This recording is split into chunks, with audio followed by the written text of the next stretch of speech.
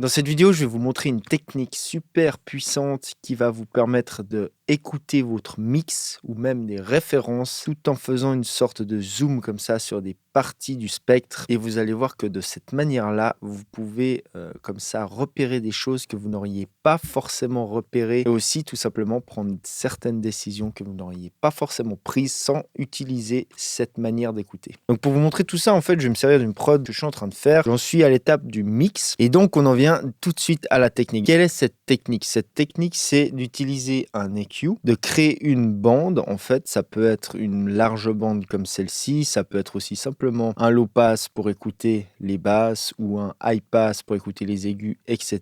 Vous avez compris le principe. Le but étant de simplement isoler une partie du spectre en mettant ça évidemment sur le master après tous les process que vous pouvez avoir, quels qu'ils soient. Et donc en gros, ça va permettre de se focus comme ça sur une partie du spectre uniquement pour un peu zoomer dessus et mieux entendre et mieux percevoir ce qui se passe dans cette région-là. Donc personnellement, c'est une technique que j'utilise tout le temps. Une des zones qui est super à écouter, évidemment, c'est le bas du spectre, les subs, les lows. Et ça permet justement de se rendre compte comme ça, en étant zoomé un peu sur cette région, qu'est-ce qui se passe. Donc personnellement, moi, je vais surtout checker un peu en termes de dynamique et d'équilibre, comment réagissent mes lows. Typiquement, quelle est la relation entre le kick et la basse, comment ces deux choses s'articulent dans le temps, en termes de dynamique aussi. Donc je vous montre tout ça, là j'ai mon Pro Q qui est évidemment sur le master, je le mets off pour l'instant, je vous fais juste écouter une toute petite partie comme ça de ce qu'on va utiliser comme exemple, sans rien, donc là on écoute le full spectre.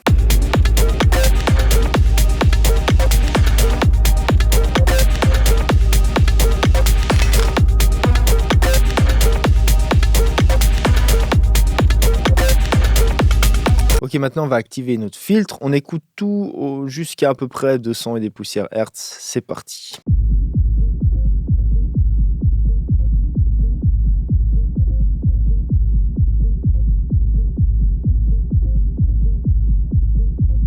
Donc moi quand j'entends ça là, pour moi il y a un truc dans le bas médium spécialement, un peu après les subs, qui me semble être un petit peu trop dominant sur le reste, et c'est aussi quelque chose que j'avais remarqué, hein, je vous cache pas, avant d'écouter ça filtré, en écoutant mon master tel quel, pour moi il y avait un truc dans les bas médiums qui était un petit peu en surplus. Et donc d'écouter ça comme ça me le confirme encore plus. C'est-à-dire que la relation entre les subs et les mids sont un petit peu, comment dire, il y a un peu trop de mids, je pense, par rapport aux subs. Donc on laisse ce filtre on hein, sur le master et maintenant on va aller se concentrer sur les éléments qui contiennent ces fréquences. Et donc ce que j'ai fait, c'est que je suis venu sur ma piste de kick qui contient kick, basse réunis en une piste hein, qui s'appelle Kick Bus ici, et j'ai activé un EQ. C'est-à-dire que ça, c'est l'EQ que j'ai fait en étant en solo sur cette bande telle que vous l'entendez là. Donc maintenant, je vais vous faire avec et sans les Q. Je vais prendre toutes les bandes, je vais les muter. On commence sans et je vous les active. Et écoutez bien la différence dans les bas médiums et surtout la relation que ces bas médiums ont avec les basses et les subs.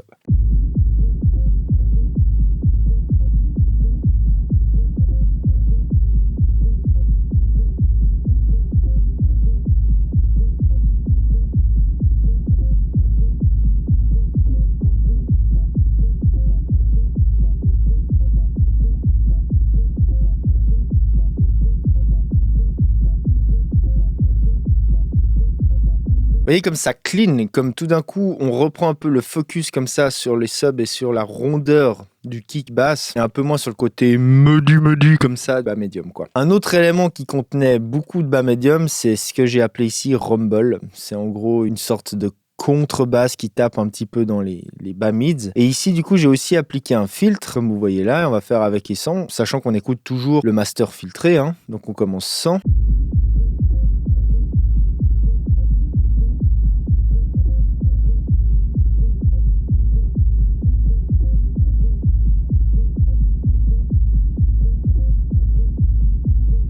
Vous voyez, pareil, ça clean, ça shift un petit peu comme ça l'attention, le focus, plus dans les basses. Ok, donc maintenant, je vous fais écouter la totale sans aucun EQ qui ont été faits en étant filtrés.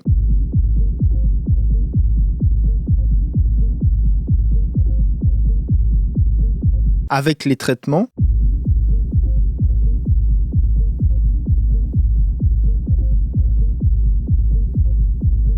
Oui, vraiment, ça clean. Maintenant, j'enlève l'EQ sur mon master, je remets le full spectre et on va écouter avec et sans les traitements. Donc, on commence sans.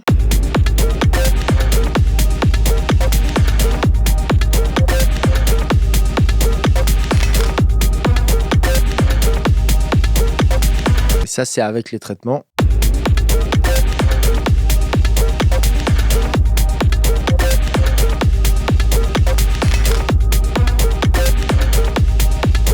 Ça a vraiment nettoyé un petit peu le mode comme ça.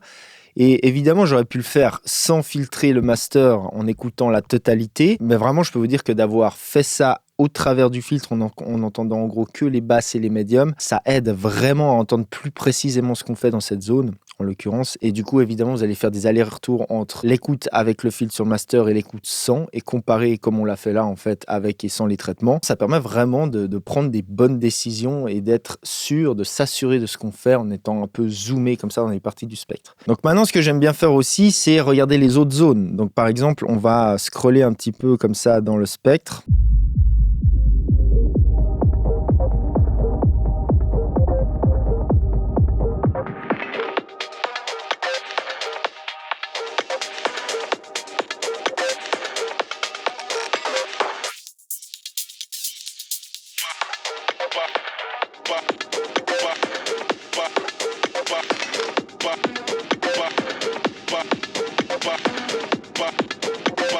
Vous pouvez aussi écouter vos références comme ça à travers des filtres et comparer les différentes régions de fréquence entre vos références et votre mix. C'est super utile, vous allez voir que vous allez vous rendre compte de plein de choses. Et il y a aussi une autre bande perso que j'aime bien faire, c'est celle que je vous ai fait là, plus ou moins, qui va représenter en gros les mids de manière générale. C'est-à-dire que cette partie-là, c'est en gros la partie, entre guillemets, la plus importante, qui contient toute l'émotion, qui contient les mélodies. C'est dans cette zone-là qu'on entend le mieux les mélodies, les informations tonales, etc. Donc cette zone-là, pareil, c'est une zone qui est super importante. Et pour avoir de super médiums, rien de tel que de zoomer dessus. C'est exactement le même principe que ce qu'on a fait pour les lows. Et en faisant ça sur cette track, pour moi, mes mids manquaient un tout petit peu de dynamique. Ils semblaient un petit peu plats. Donc en zoomant comme ça sur cette région, ce que j'en suis venu à faire, c'est d'aller sur mon pré-master ici, ce qui est donc, comme son nom l'indique, le pré-master qui lui va ensuite dans le master, où j'ai encore du traitement sur le master, juste pour vous situer le contexte. Mais donc, en zoomant sur mes mids, j'en suis venu à traiter mes médiums en faisant une bande ici, premièrement,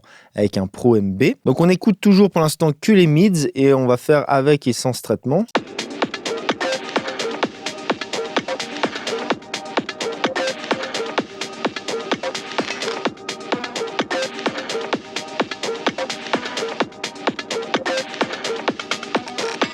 Donc ce que je fais en gros, c'est de l'expansion, comme vous pouvez le voir, avec une attaque très fermée qui vraiment me rajoute un petit peu de transient comme ça dans cette zone. Maintenant, même chose, on enlève le filtre sur notre master et on va comparer avec et sans en écoutant tout. Donc on commence sans.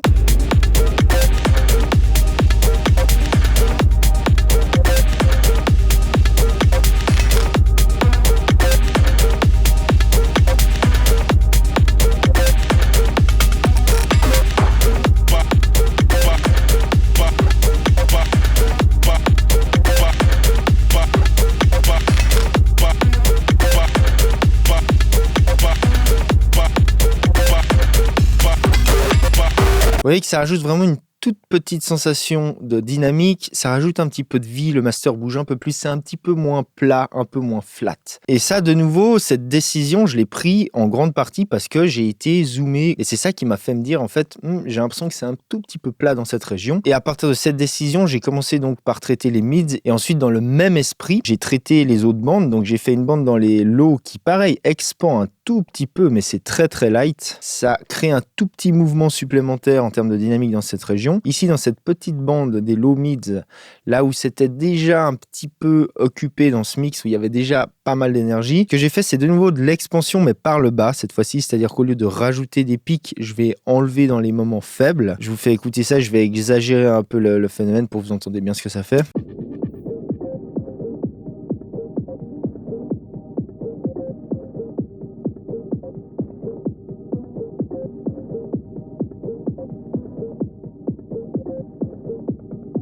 Ok, vous voyez que c'est comme si quelque part je gateais de manière très light cette région. Pareil, ça crée un peu de dynamique, ça clean un petit peu en gros le sustain de cette région-là. Et c'est une manière très subtile d'un peu nettoyer cette zone. Et pour les aigus, ici je fais la même chose qu'avec les mids, mais à un niveau un peu plus moindre.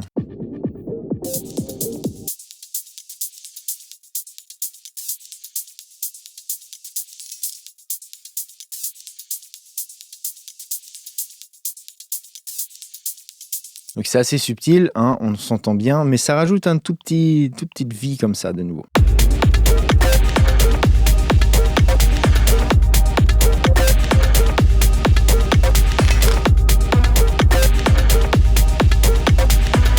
Donc maintenant, je vais enlever tous les process que j'ai fait en étant filtré sur mon master, c'est-à-dire mon Pro MB sur le Premaster, l'EQ sur mon Kickbus et sur mon Rumble. On va comparer avec et sans, donc ça c'est sans aucun traitement.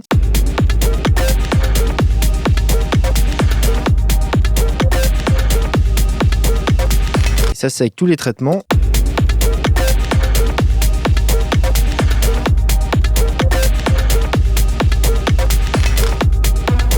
À part ça, si ça vous intéresse par exemple de voir toute la production, le sound design, le mixage jusqu'au stade où j'en suis maintenant en complet en vidéo, et tout ça je l'ai enregistré en direct et c'est accessible pour les membres de la chaîne. Donc si ce genre de session, que ce soit production, mixage, mastering vous intéresse, il y a donc celle-ci mais aussi plein d'autres, hein. Vous pouvez devenir membre de la chaîne et accéder à plein de vidéos exclusives. Ok, donc vous voyez bien la différence et tout ça c'est vraiment des décisions que j'ai prises en étant zoomer comme ça sur des régions de fréquence. Donc cette technique de zoomer, de filtrer des parties du spectre et de se concentrer dessus, c'est franchement une super technique qui va vous permettre de vous rendre compte de plein de choses et encore plus, comme je vous le disais avant, si vous utilisez vos références et que vous écoutez vos références de cette manière-là aussi et que vous comparez comme ça des différentes régions de spectre. Comparez par exemple tout ce qu'il y a en dessous de 200 Hz sur votre référence et sur votre mix. Comparez par exemple de 300-400 Hz à 6000 Hz à peu près, toute la partie des mids